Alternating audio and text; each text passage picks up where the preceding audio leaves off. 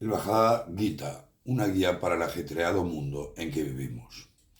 Mucha gente se pregunta por qué Krishna transmitió a Arjuna el Bhagavad Gita en el escenario de una batalla como la de Kurukshetra, como podéis ver aquí, y no en un tranquilo ashram o en una aislada cueva en donde los antiguos rishis y sannyasis meditaban.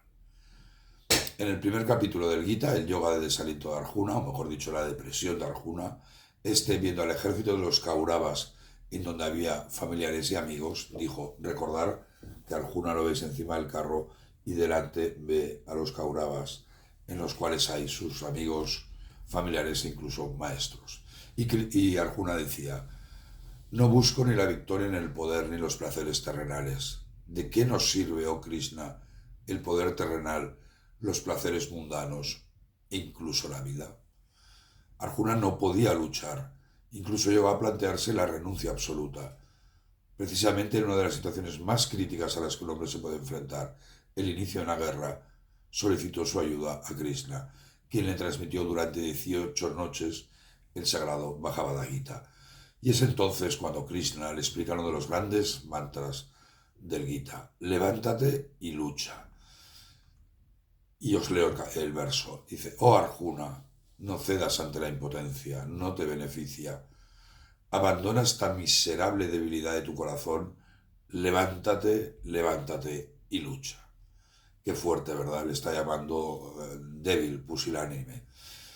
Eh, pero ese es el gran mensaje que tenemos que recordar: levántate, sé fuerte y lucha. Y Krishna le dijo que cumpliese con su deber, con su dharma, mediante el karma yoga. Nadie aislado en una cueva puede practicar el karma yoga. Es necesario estar inmerso en el ajetreado mundo para practicarlo.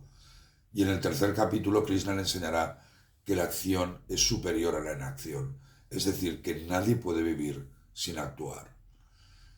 Si un hombre vive solo en una cueva durante 20 años, no tendrá nadie con quien enfadarse, sentir celos, codicia, ni tampoco nada que desear. Si Arjuna hubiese vivido en una cueva aislado totalmente del mundo, ¿contra quién debería luchar para mantener el Dharma?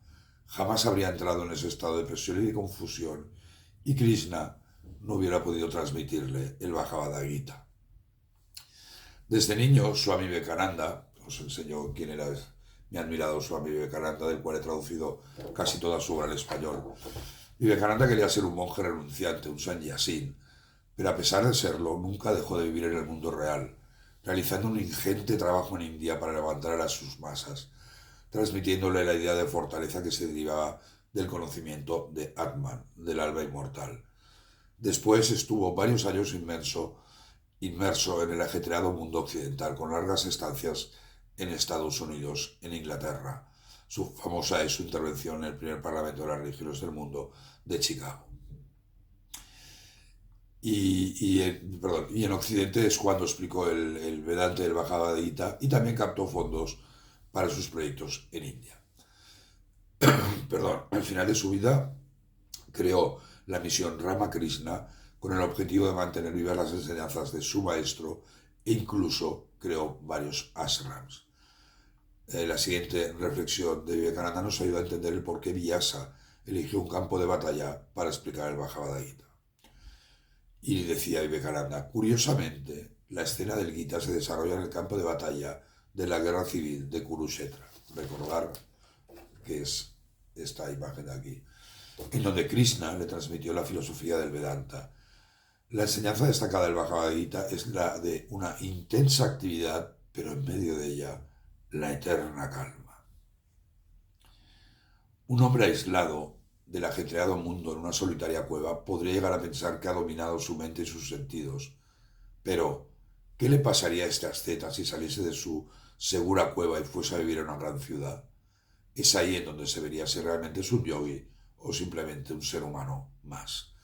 El segundo gurú de Ramakrishna, este es mi admirado, mi maestro Ramakrishna, su segundo gurú fue Totapuri, que le enseñó la compleja sabiduría del Advaita Vedanta.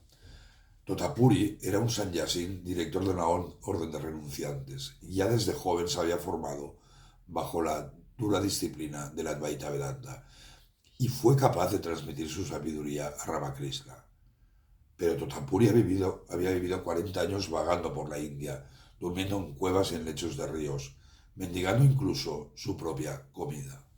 Totapuri nunca estaba más de 3 días en un lugar, pero permaneció casi un año con Ramakrishna, porque se dio cuenta de lo mucho que tenía que aprender de Ramakrishna, que a pesar de ser un brahmin, vivía en un mundo real.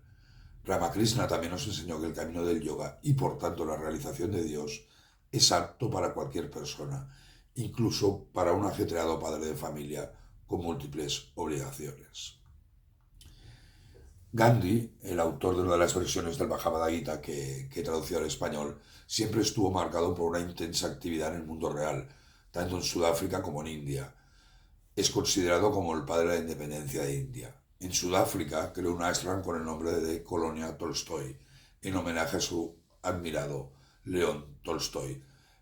Es muy interesante leer las cartas que mantuvieron ambos. Sobre todo Gandhi estaba admirado por el libro que escribió Tolstoy, que era El reino de Dios. Para Gandhi la enseñanza central del Bhagavad Gita era el desapego por el fruto de los resultados. Una persona viviendo en una aislada cueva no necesita desapegarse de nada, porque la inacción es su forma de vida. Swami Sivananda, que también hizo su propia interpretación del Gita, antes de crear su Academia del Bosque y sus ashrams, trabajó como médico en el hombre real. Y os leo la siguiente reflexión de Sivananda sobre la batalla del Gita. Dice, el mundo es un gran campo de batalla. La batalla de Kurukshetra del Gita está en tu interior.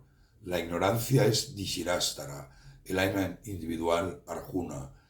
El morador de tu corazón es Krishna, el auriga. El cuerpo es el carro y los sentidos son los 5 caballos. Recordar el dibujito de que siempre estamos hablando. Y es por ello que el gran Veda Vyasa situó el Bhagavad Gita en un campo de batalla, porque representa la vida del hombre, tanto la exterior como la interior. Estas dudas casi existenciales de Arjuna, relacionadas con su ignorancia, como el miedo o el apego, son atemporales. Al igual que las tuvo Arjuna en una situación crítica, cualquier hombre, como tú o como yo, las podemos tener en nuestra ajetreada vida. Por tanto, el Bhagavad Gita es considerado como una enseñanza atemporal. En un mundo global y digital, en donde el hombre cada vez tiene menos tiempo para dedicar a su autoconocimiento, estos libros sapienciales como el Bhagavad Gita son tan necesarios como en la época de Arjuna. Todos y cada uno de nosotros tenemos derechos, pero también obligaciones. Tenemos que satisfacer las necesidades de quienes dependen de nosotros. Tenemos que ganar dinero para comer y vestirnos. El mundo necesita trabajo, devoción, amor y conocimiento. Un aspirante a yogi que opte por una vida aislada en una cueva, poco trabajo puede aportar al mundo, al bien común, al Dharma, por mucho que se pase el día meditando.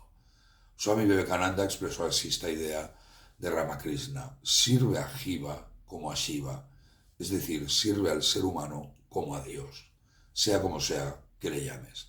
Y este nuevo concepto de divinización de trabajo revolucionó el camino del Karma Yoga. Además, el Karma Yoga es considerado como una herramienta del Señor para garantizar la paz para la humanidad, como nos dice el verso 24 del capítulo 3. Y Krishna, en el yoga de la meditación, nos dice que karma, es decir, la acción, es igual a sannyasa, la renuncia. Si entendemos como tal renunciar a los apegos de la acción y no a la acción en sí misma. El Bhagavad Gita está pensado para personas que buscan encontrar la paz y la libertad en este ajetreado mundo global y digital mediante el trabajo y no renunciando a sus obligaciones, tratando de escapar de este mundo en una aislada cueva. Muchas gracias. Om Namaste.